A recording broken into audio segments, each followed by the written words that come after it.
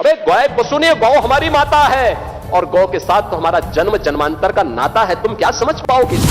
सूरेबाजी स्वीकार्य नहीं और कतई स्वीकार्य नहीं होगा। अगर कोई अपनी नालायक औलाद को समझा नहीं पा रहा है, तो और मौलाना इस समय एक बयान दे रहे हैं, कह रहे हैं गाय को राष्ट्रीय पशु घोषित करो। अबे हमने कहा कि गौ हमारी माता है, जन्म जन्मांतर का नाता है। ये लोकप्रिय विधायक कुंवर सुशांत सिंह ने यहां के माननीय जनप्रतिनिधियों के नेतृत्व में उनके साथ मिलकर के पाकिस्तान से विस्थापित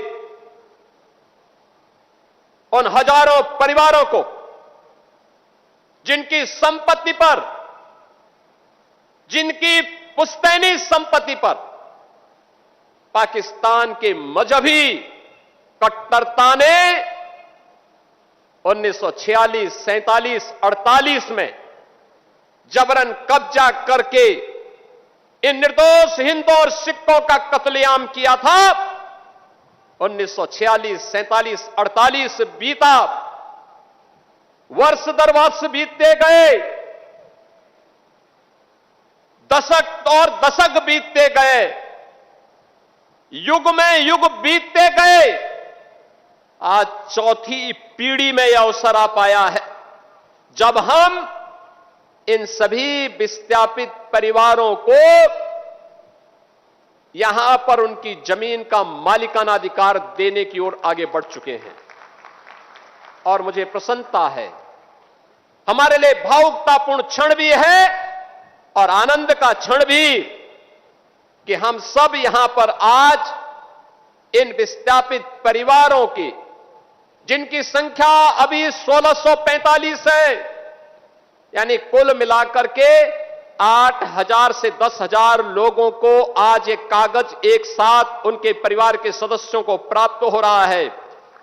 और बहनों और भाइयों, जो शेष बचे हैं उसको दूसरे फेज में वह भी हम करेंगे, उसकी कार्रवाई भी हमारी युद्ध स्तर पर आगे बढ़ रही है। शुरुआत होनी थी, इसलिए मैं आज आपके बीच में आया हूं। केवल एक बात पूछना चाहता हूं, पाकिस्तान से उस मजहबी निर्ममता के शिकार इन पाकिस्तानी विस्थापितों के बारे में, या देश भर में फैले हुए उन विस्थापितों के बारे में इन मौलाना और मौलवियों की कभी आवाज नहीं निकली, कभी नहीं निकली।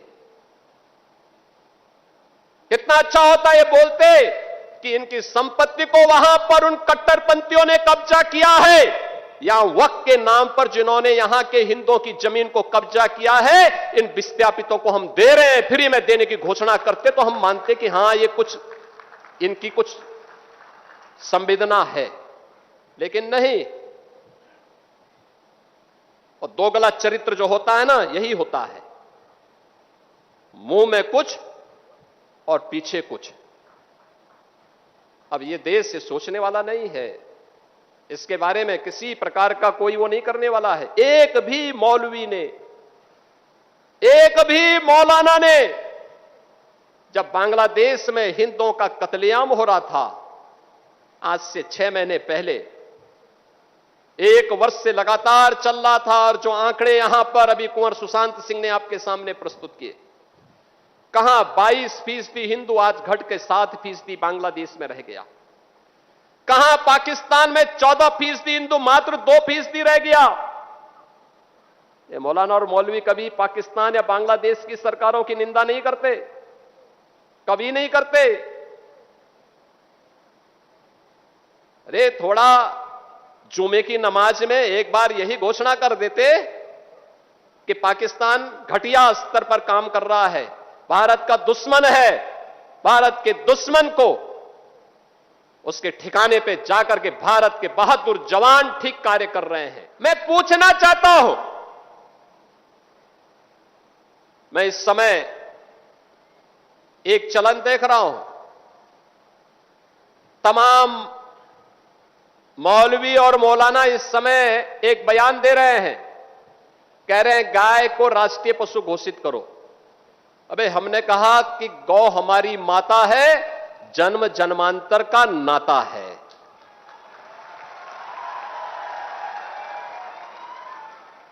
क्या मां और पुत्र के बीच में कुछ घोषित करने की आवश्यकता पड़ती है क्या? क्या किसी पुत्र को बताने की आवश्यकता पड़ती है कि तुम्हारी मां है, इसका सम्मान करो? ये हमारे संस्कार हैं। हमने अपनी मां के बारे में जो सम्मान का भाव रखते हैं वह भी, और हमने गाय को माता माना है, तो गाय तो हमारे लिए माता है, वह पशु नहीं। पशु तुम्हारी बुद्धि है जो तुम हमारी गौ माता को पशु बोलते हो। तुम्हारी सोच पशुवत है जो तुम गौ माता को पशु बोल रहे हो, और तुम्हारा यह दोगलापन है कि जो एक और गौ कसी को प्रश्रय देते हो। मैं देख रहा था बकरीद में तमाम उनके चेले चपाटे अपने सोशल मीडिया हैंडल पर बकर ईद पर गौ माता का चित्र दिखा करके कह रहे थे कि बकर ईद की बधाई दे रहे थे। लेकिन मैं उनको बोलना चाहता हूं, यूपी में गौ हत्या का मतलब जान रहे हो ना क्या होगा? तो जान रहे हो, तो अगर जान रहे हो तो फिर अपने चेले चपाटों को समझा लो, नहीं तो कई कई पीढ़ियां याद करेंगी गौ माता के साथ किसी भी प्रकार की कोई हिमाकत की। तो मैं पूछना चाहता हूं, ये वही लोग हैं जो हमारी गौ माता को कह रहे हैं कि राष्ट्रीय पशु नहीं। अरे गौ माता तो स्वघोषित राष्ट्र माता है, उसको किसी को राष्ट्र माता घोषित करने की आवश्यकता नहीं।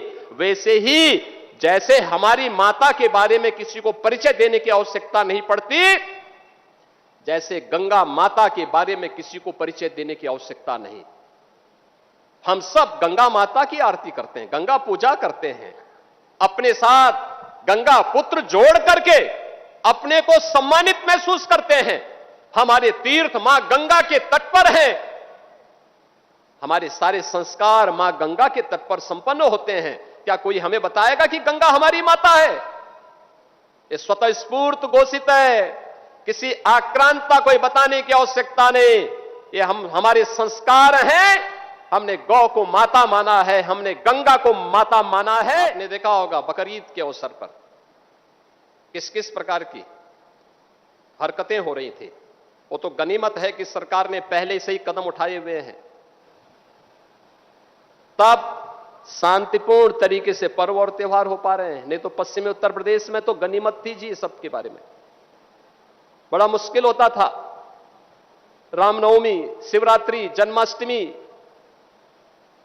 दुर्गा पूजा, कावड़ यात्रा, ये सब सपने हो गए थे। बेटी स्कूल नहीं जा पा रही थी, व्यापारी सुरक्षित नहीं रह पा रहा था, और दोस्ती, कैसी दोस्ती? आपने भी गाजियाबाद में देखा होगा,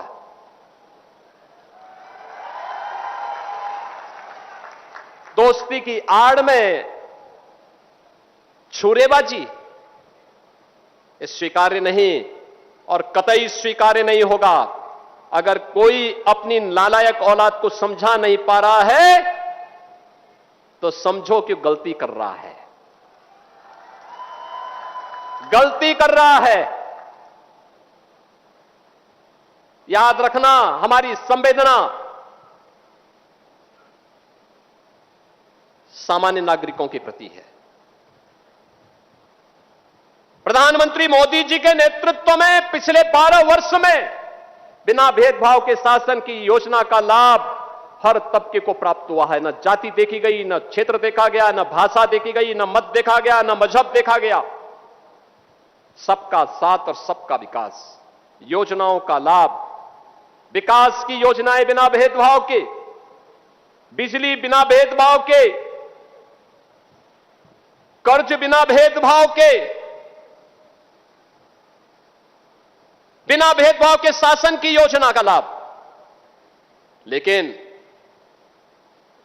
देश भी तो अपेक्षा करता है कि संवेदना दिखाई दे, लेकिन वो संवेदना गायब वहां पे। और बहनों और भाइयों, इसीलिए मैं भी आपसे कहने के लिए आया हूं, यही कहने के लिए मैं भी आया हूं आज। हम सबको इस बात को ध्यान में रखना होगा, हम सबको इस बात को ध्यान में रखना होगा कि अहिंसा और करुणा ये मानवता के भूषण हैं, किंतु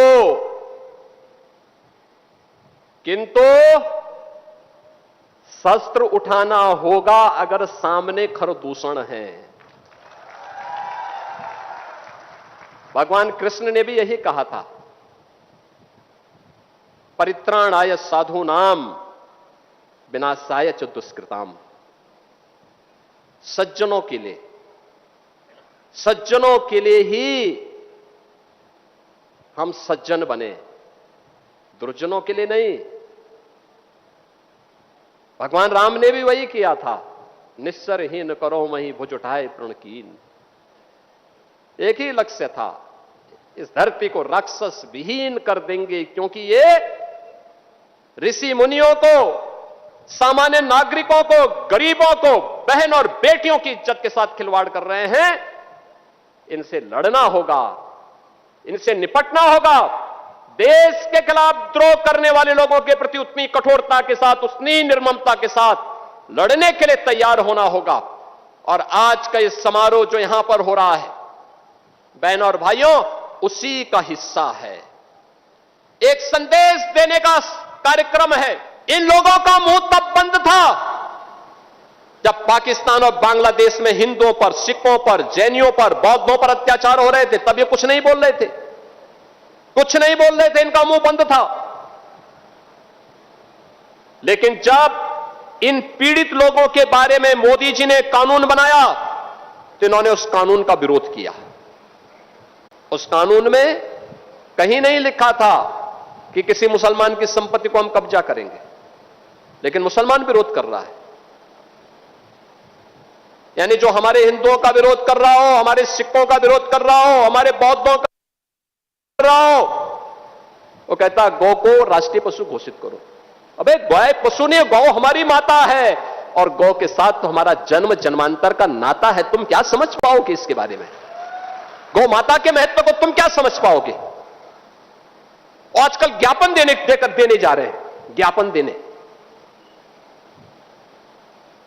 हमने कहा ज्ञापन मत दो भाई, अपने उन सौदों को समझाओ जो सोशल मीडिया प्लेटफॉर्म पर बकरीद के दिन गौ माता का चित्र लगा रहे थे, उनको समझाओ, और नहीं तो वह दुर्गति होगी कि कई पीढ़ियां याद। मेरे सामने आया था प्रस्ताव, यहां के सभी माननीय जनप्रतिनिधिगण, माननीय सांसदगण, माननीय विधायकगण, किसान यूनियन के कुछ पदाधिकारी, आरएलडी के अध्यक्ष चौधरी जयंत सिंह जी, चौधरी भूपेंद्र सिंह जी हमारे प्रदेश अध्यक्ष थे। इन सभी लोगों ने मुझे प्रस्ताव दिया कि किसानों का गन्ने का दाम बढ़ना चाहिए। मैंने कहा बढ़ाएंगे, कहा हैंडसम होना चाहिए। हमने कहा इसको 400 रुपए कर देते हैं। बहनों बहनों, आज 400 रुपया गन्ना मूल्य का भुगतान कर रहे हैं। और याद करना, इसको और तेजी के साथ हम नई दिशा में आगे बढ़ाने का काम कर रहे हैं। यह वर्ष चौधरी चरण सिंह जी की, किसानों के मसीहा चौधरी चरण सिंह जी के 125वीं जयंती के कार्यक्रम का शुभारंभ का अवसर है, होने जा रहा है। इसे यादगार बनाने के लिए कार्यक्रम आयोजित करेंगे। पश्चिमी उत्तर प्रदेश से जुड़ी हुई चीनी मिलों को विस्तारीकरण का कार्यक्रम, उनके आधुनिकीकरण के कार्यक्रम को अपने हाथों में हम लेने जा रहे हैं। और यह तो शुरुआत है। अभी एक दिन बिजनौर में यहां की योजनाओं के लोकार्पण और शिलान्यास के लिए अलग से भी मैं आऊंगा। आज से शुरुआत थी ये पाकिस्तानी विस्थापितों के साथ, जो हमारे हिंदू भाई थे, सिख भाई थे, जैनी और बौद्ध भाई थे, इनके साथ जो अन्याय हुआ था, उस अन्याय का परिमार्जन करने के लिए, पाकिस्तान के मुंह पर तमाचा मारने के लिए हम लोग आए हैं कि नहीं, हम अन्याय नहीं होने देंगे। अन्याय हमारे बंधु बांधवों के साथ अगर करोगे, हम उन्हें शरण भी देंगे और अगर भारत के अंदर दुस्साहस करोगे तो हमारी लखनऊ में ही अब हम लोग ब्रह्मोस मिसाइल बना करके ऐसा दागेंगे कि अस्तित्व ही समाप्त हो जाएगा।